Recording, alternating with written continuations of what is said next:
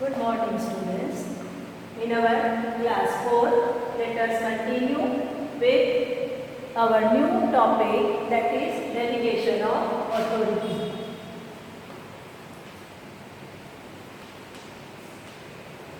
Delegation of authority. Last time we have learned the concept of decentralization.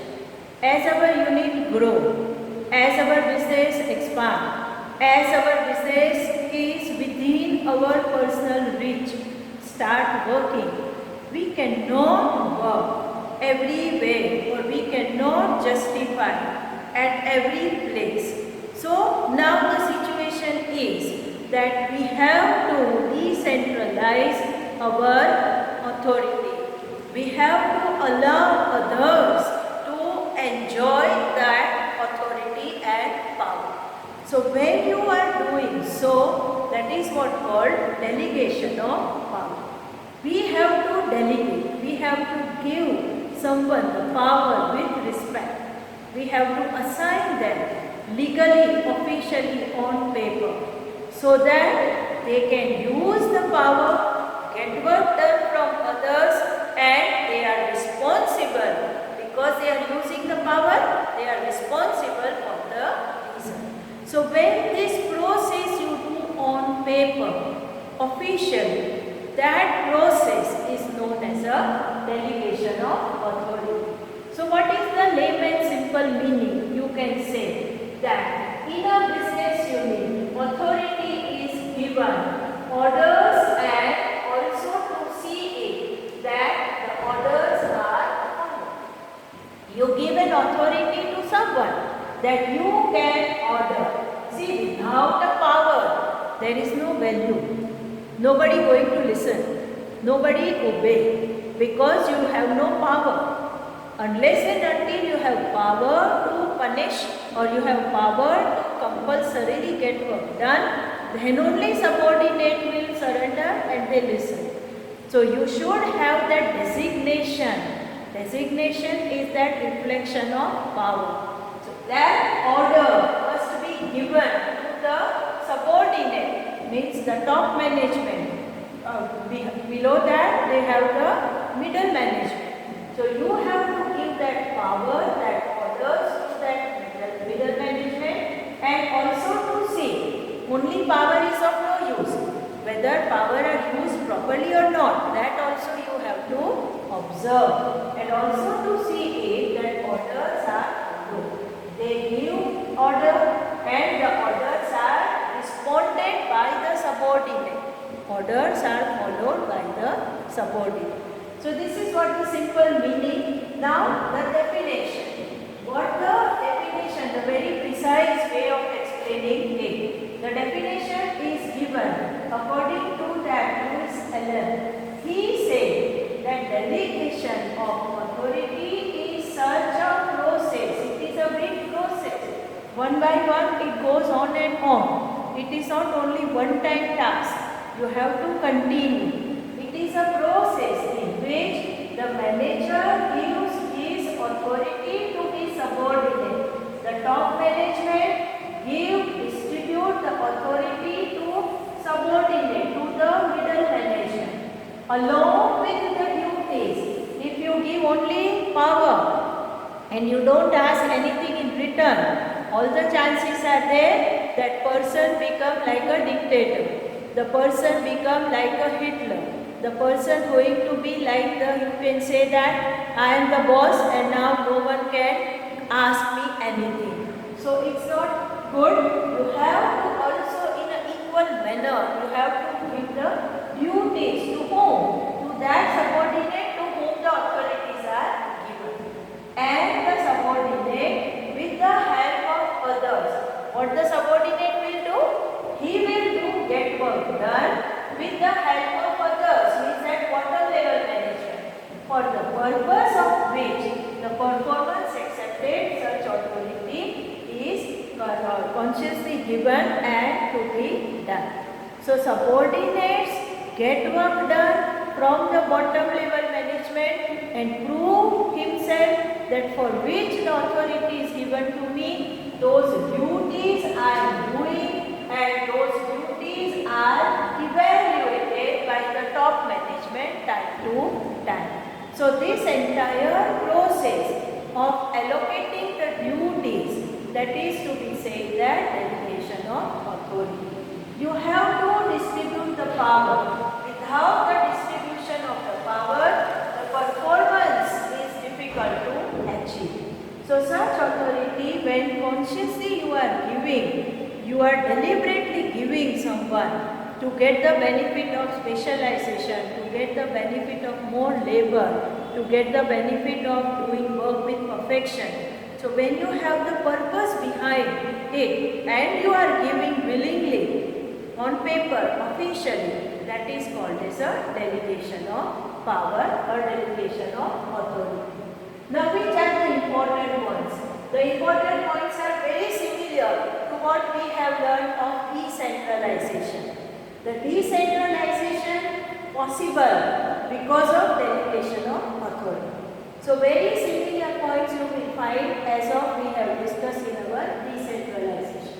Number first important point, that the benefit you get is that efficient management. See, when one person is working everywhere, he will become bugged. All chances are there he take hasty decisions. All chances are there he feel frustrated. All chances are there that because he is not cope up everywhere, so he feels humiliated and he is doing things here and there. So if you want that efficiency work, then work has to be allocated. See, as everybody eat own food, everyone has to do their own work. One person cannot drag the whole organization. He needs support, he needs distribution of work, and you have to assign the authority. So that when you distribute, automatically efficiency will come. When 5 people are working instead of only one fellow, definitely the result going to be better. So efficiency of the management improve, the business decisions taken more importantly good and more accurate, and overall benefit goes to the business. Development of employees. By training second line, second generation, the second upcoming people, what you are doing? You are encouraging them, you are developing their skills. See, nobody is born by birth with all the skills. Eventually and gradually, as that more responsibilities are coming, person is molding himself and becoming better and better day by day. From our childhood, every day we learn something. So here also, if you assign the duty, the second line will learn how to manage. So their development, mental and intellectual development from the management skill point of view, possible only if you delegate power to them. So development of the employee is possible. Motivation to the employees. When you give power to someone, that employee feel that yes, organization has done my efforts value. Organization has given me recognition. Organization has given me the respect in terms of that designation. So every human has a willingness and has a desire to grow. So in business, growth means getting promotion. Growth means getting power. Growth means getting that authority. And as you get the power and authority, definitely your financial value also will increase, your salary also will increase. So that is what the financial, emotional, psychological motivation to the employee. So the employee feel that yes, I should work more for my company as company is considering my importance, value and my existence. So here motivation, best motivation tool is delegation of authority. Benefit of specialization. Every individual has some peculiar features. Every individual has skill in a particular aspect. So when you are involving more and more members in the authority, in the upper grade, then their skills come out. They will use their potentials, and this manner the specialization you will get more in your organization. You will get the better quality of work in your organization. Next is the coordination. When one person trying to control and coordinate, it's not possible. But when now 5-6 people are very near to the workers and now they are coordinating, it becomes easy.